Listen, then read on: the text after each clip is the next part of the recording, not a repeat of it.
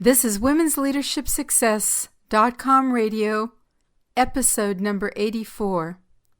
What is the world-famous award top women leaders use to enhance their leadership skills that was developed by the former Secretary of Commerce under Ronald Regan?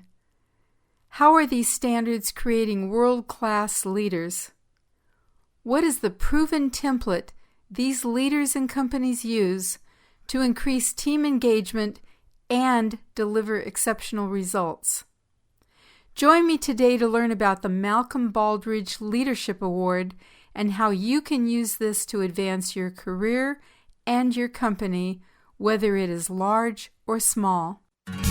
Welcome to Women's Leadership Podcast, showing you how to influence people, improve your performance, and advance your career. Brought to you by women's leadership and career expert Sabrina Braham and womensleadershipsuccess.com. Here's your chance to meet women trendsetters leading the way to success, accomplishment, and balance in business and life. No matter if you're a manager, CEO, or entrepreneur, join Sabrina for coaching and no-nonsense advice to improve your career and bottom line. This is womensleadershipsuccess.com radio. Today we're talking with Kenda. She is the CEO and principal of Baldrige Coach and co-author with Glenn Bodenson of Leading the Malcolm Baldrige Way, How World-Class Leaders Align with Their Organizations to Deliver Exceptional Results. Welcome, Kay. Thank you. I'm happy to be on your show. Thank you. Can you tell us a little bit about you and your role in the Baldrige program and then what it is? Okay. I was introduced to the Baldrige framework in the early 1990s and became an examiner, served as a judge for a 3-year term limit, and I'm still engaged in the program as an alumni. I've just always been fascinated with it as a comprehensive standard of excellence for organizations of all types. And in 2009, I left corporate America and joined Glenn Bodenson with Baldrige Coach to start taking my passion for doing this as a volunteer and doing it as a consultant, as well as continuing to still volunteer with the programs. So I'm just a big fan of this framework, and I'll talk a little bit more about that throughout the interview, if that's okay. Yes, absolutely. And I wonder if you can explain to the people listening why knowing about the Baldrige framework can be helpful to them and to their companies and to their careers. Well, the Baldrige framework is non-prescriptive, and so it doesn't tell you how to do things, but it asks really insightful questions of senior leaders to be thoughtful and intentional about developing their cultures, about looking at their vision and mission and values, and reinforcing those. The other thing that I find just really powerful about it is it applies to every single sector. It applies to large, complex organizations and very small organizations. So it's highly adaptable, highly flexible, and there aren't many other models out there that I've found that have that kind of power. Beautiful. Who was Malcolm Baldrige? He was the Secretary of Commerce under Ronald Regan, and in the late 1980s, he had been a businessman prior to becoming secretary. In the late 1980s, he became concerned about America's growing lack of competitiveness in manufacturing, particularly in the automotive and electronics industries, where the Japanese attention to quality was taking the market share. He asked a group of thought leaders to create a standard of excellence by which organizations could be evaluated, and those that demonstrated systematic processes and achieved world-class results would be recognized with a presidential award. He died tragically from an injury he sustained in a rodeo contest, and his friend Ronald Regan had the award named in his honor. Oh, nice. So companies that actually get the Baldrige Award, do they perform better than other companies? Oh, much better, much better. In fact, there have been several studies recently in the healthcare sector that have evaluated recipients of the Baldrige Award or those who at least received a site visit against their peer groups. And in 6 out of the 7 major clinical outcomes, they perform significantly better than their peers. We see that in other industries as well. These are really world-class organizations. So, Kay, when you say they perform better, does that mean they have higher profits? What are the criteria for better performance? Well, that's what's also pretty interesting about this criteria is that the results are evaluated across 5 different areas. So there's customer-focused results. So, for instance, those would be the requirements that customers have and the measures against those. So in healthcare, it would be getting better. In manufacturing, it would be about having product quality and good delivery performance. Then the next area is on customer satisfaction results. The third area is on workforce results. The fourth area is on leadership and governance. And the fifth is financial and marketplace performance. So these recipients have performance across a variety of dimensions that's really at high levels. Beautiful. As I mentioned to you before we started the show, I really enjoyed your book because it has so much more information than I could possibly ask you about in the 25 minutes that we're going to be talking. And so we're going to just cover a few aspects of what you cover in your book. But I wonder if you could share with us why employee engagement is so important to an organization's success. Oh, it's really critical. There are just too many studies that have been conducted showing the relationship between employee engagement, customer loyalty, profitability, marketplace success.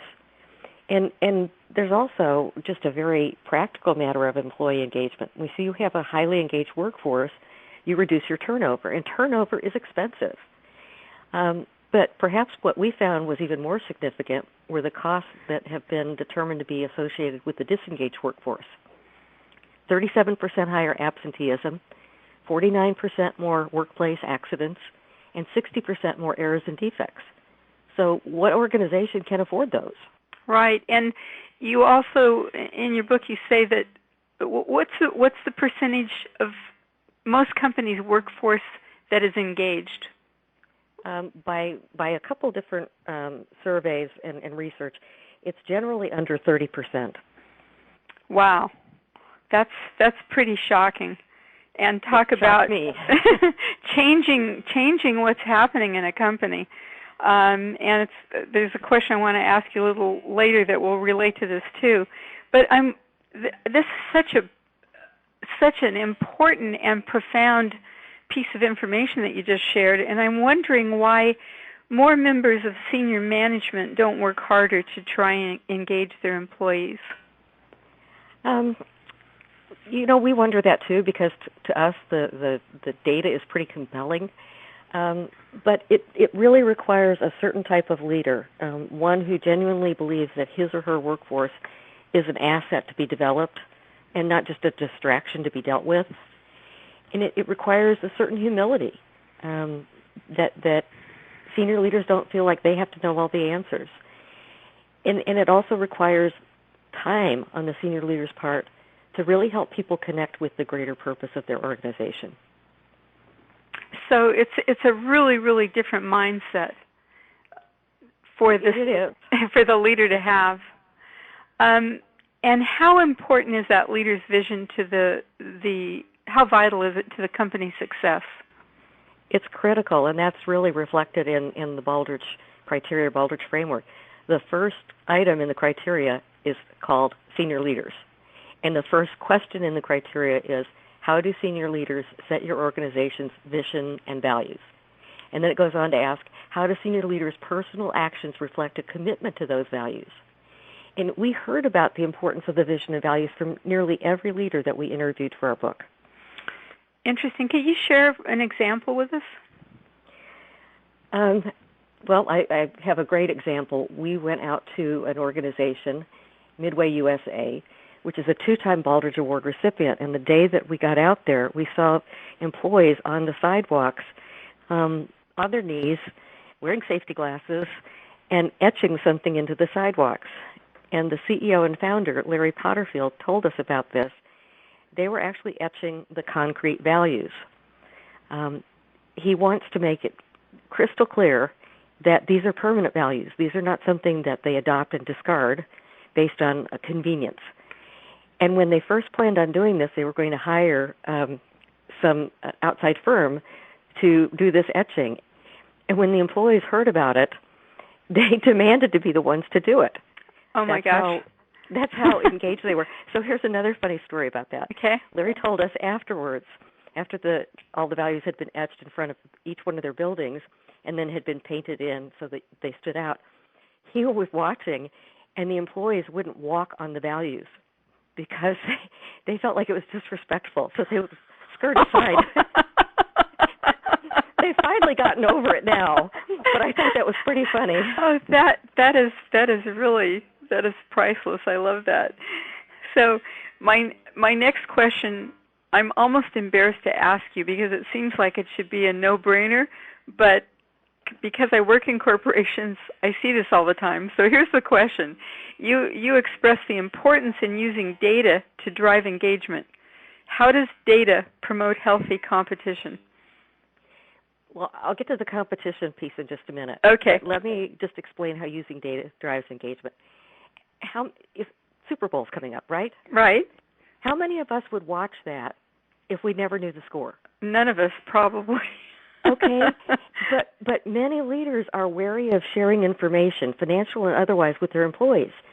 And as a result, they're asking their employees to come to work, the equivalent of playing or watching a game, every single day without telling them the score, without letting them know how they're doing. And as to the healthy competition, several of the organizations we feature in the book use positive reinforcement to recognize the top-performing store, business unit, or department. There isn't anything punitive for the low performers, but they pretty quickly want to be top performers for the recognition. And the recognition, in most cases, costs very little money. It's a pizza party, an item with the organization's logo, or a nominal gift card. Right. So it really, people do better if an organization is transparent and lets them know how they're doing. Absolutely. Whether it's individually or as a whole group, that makes so much sense. Can you tell us what gain sharing is and how it drives engagement? Well, gain sharing is a defined plan, and it varies by organization, that basically tells the employees that a certain percentage of the profit will be shared with them if they meet organizational objectives. Now, not all the organizations featured in our book use gain sharing, but those that do point out that employees like knowing that their contributions to the success of the organization don't just benefit the executives and the stockholders. And what we also found, too, though, is gain sharing also exerts a little pressure on the underperforming employees because their peers will expect them to do their part. Interesting. It makes a lot of sense. This next question, I'm really curious about your answer to this. You talk about the importance of maintaining momentum when there's a downturn. And what I see happen so many times in companies that I work with is when things start going downhill, everybody kind of collapses their efforts. And using the Baldrige framework, what are some methods that you use to help an organization under these circumstances keep their employee engagement? Well, we featured several organizations that faced a significant downturn, and I'll just tell the story about one of them. Paul Worstel is the former CEO of ProTech Coding Company. It's a small business Baldrige recipient in 2007. And he talked with us about a precipitous set of events that hit them after receiving the award. So in the summer of 2008, the company was operating at 115% equipment utilization. They had a solid track record of profitability with greater than 30% profit sharing with the associates. So this was an organization that did gain sharing. In September of 2008, the automotive industry in the U.S. nearly collapsed, and that's the company's sole customer base. Wow. So nearly overnight, the equipment utilization dropped to just 40%. So using the culture that they developed during their Baldrige journey, they appealed to their employees to come up with ideas to save costs, and they did, hundreds of thousands of dollars. And the company had never had a layoff, and the leaders were committed to avoiding one. So they pulled in all the work that had been outsourced, security, housekeeping, groundskeeping, and the senior leaders demonstrated their personal commitment by taking over some of the jobs themselves. In fact, Paul told us that as president of the company, his job was cleaning the men's restroom on the second floor of the administration building. Wow. And they survived the downturn and had no layoffs. That's a great story. You also talk about some common characteristics that the leaders of the Baldrige Award-winning organization share. What are these characteristics? Well, one was that the leaders genuinely were focused on improving their organizations and not just on getting the award. And in fact, we had a CEO of a healthcare recipient who shared at a conference that they'd been on this journey for a while, and he really, really wanted the award. And what he realized was happening was that he was engendering a lot of cynicism in his workforce, because they just said, why are we doing all this hard work just to have our CEO get a Baldrige Award? Mm-hmm. And he really became introspective about that and realized he had done the wrong thing for his organization. And so he started focusing on and communicating that the real objective was making the organization award-worthy. Beautiful. That was the year they won. That's beautiful. And then as part of the award process, organizations submit applications and get feedback from trained examiners. And these leaders really valued the feedback. So here's an example of that. In the history of the Baldrige program, there have been 106 unique organizations that have won the award. Mm-hmm. But there have been 7 that have won it twice. So why would you apply again after you've already won it? You've already got the prestige after the 5-year waiting period. It's because they wanted that feedback. Beautiful. Because the feedback was so valuable. Tell me more about what did the feedback do? So the feedback reports contain strengths and opportunities for improvement. Mm-hmm. And a lot of organizations, particularly if they're in regulated industries, they only get audits. Mm-hmm. They only tell them what they're doing wrong. And a lot of leaders talked about the value of having their strengths validated and being able to share that objective feedback with their workforce to say, look, it's not just us pumping you up. This is what the Baldrige examiners saw. These are the great things that you do and are recognized. That's really beautiful. And also, not only are you giving them feedback, but we don't usually get to hear it in an objective way. So many times, don't you think in companies there's a kind of a point of view or an emotional way of saying things that may not really give you a good perspective on what you're really good at or where you need to improve? Well, I think, I actually had a CEO at the closing meeting of a site visit that I was leading talk about the value of the Baldrige feedback. And he said, we don't have a customer, we don't have a supplier, we don't have a consultant, we don't have anybody that really doesn't have some agenda. But because of the Baldrige Code of Conduct and conflict of interest that we're required to sign as examiners, we can have no financial gain or piece of that organization. We are barred from any association with an organization that we examined for 5 years. So you can't examine an organization and try to get a job with them. So the examiners really have a purely objective view of that organization and just want to help them improve. Wow. It sounds like one would learn a lot just by being an examiner as well as being examined. Oh, absolutely. That's why I continue to serve as an alumni examiner. I still learn, and I'm still happy to help other organizations get better. Nice. So do you have any suggestions for how businesses can attract, develop, and advance women? I'm just wondering, in doing the Baldrige, have you noticed, have women shown up in any certain kind of way, or do you have any suggestions for women? This is not particularly related to Baldrige, but it is just my own experience. Nothing speaks louder than having women on the senior leadership team. It lets other women know that advancement is possible in that organization. And I'm a big believer in the role of mentoring in the development of women, particularly in male-dominated industries. I worked in aerospace for 15 years, and I had several mentors over that time. And frankly, early on, my mentors were male.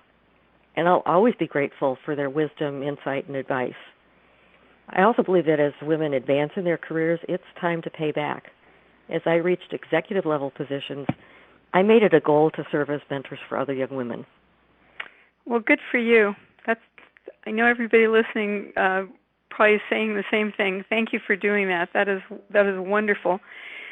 I'm just wondering, so for the people listening, is there an advantage to getting a really good understanding of the Malcolm Baldrige way, even though your company hasn't signed up to do this yet? Oh, absolutely. I feel like that's one of the things that we tried to do in the book was take best practices from these award recipients, but without saying you can only adopt these best practices or adapt them if you're formally committed to jumping on the Baldrige journey. Okay. Because we know that's not possible or practical for every organization. Okay. The other thing, I'm thinking of a couple of organizations that I was working with where women were on the leadership team, or somebody I was working with was on the leadership team that was considering the Baldrige way. What would be good for them to study or know that would help them lead the effort or really be part of that team that's putting this all together? Well, I think the book will give them at least a flavor of it. And then the Baldrige National Program has a terrific website that has lots of getting started tips, lots of very useful, practical pieces of information. And the other thing that I'd like your listeners to know is that there's an alliance of Baldrige-based programs serving almost every state and region, and you can find that too through the Baldrige National website. And I would encourage them to reach out to their state or regional programs. So are there conferences or things they can go to? That's a great lead-in. Good. The Quest for Excellence Conference is in February, coming up, and it's a 2.5-day conference where the current Baldrige Award recipients, as well as others, come and share their best practices. There's usually about 1,000 attendees, and I've been to several of these conferences, and I will tell you, to me, they are the best bargain for an instant immersion. And the other thing that's really impressive to me is the senior leaders that present are extremely transparent. If you ask them what problems did you have, what would you do differently, they are very candid, very candid. And again, other than for strictly proprietary information for the organization, they share so much. That's beautiful, Kay. And you know, in my experience, going to a really, really good conference is so worth the money. If your company pays for it, great, but if they don't, think about investing yourself because it can be so valuable to your career. Absolutely, and that's another thing I'd like to piggyback on. The networking that you are able to do at this Quest for Excellence conference is huge. And the great thing is you're already being around like-minded people who are interested in improving their organizations. Fantastic. Well, is there anything else that you want, any other suggestion you want to give the audience before we say goodbye to you today? Take a look at the book. Yes, Leading the Malcolm Baldrige Way, definitely. I suggest everybody do that. And thank you so much for spending this time with us. Thank you. Okay. I hope you like this show. If you did, I would really appreciate your help. I need more great reviews in iTunes or Stitcher.com because every great interview we get allows more women like you to discover the show and will help them to succeed too. Please visit iTunes or Stitcher and subscribe to Women's Leadership Success podcast. Also, I really appreciate you sharing my show with your friends and associates. Thanks for listening. Thank you for joining your host, Sabrina Braham, on another Women's Leadership podcast. If you have questions or comments, you can email her at sabrina@sabrinabraham.com. Since 1989, Sabrina and her team have helped hundreds of women managers, business leaders, and entrepreneurs with valuable trainings, articles, books, and executive coaching.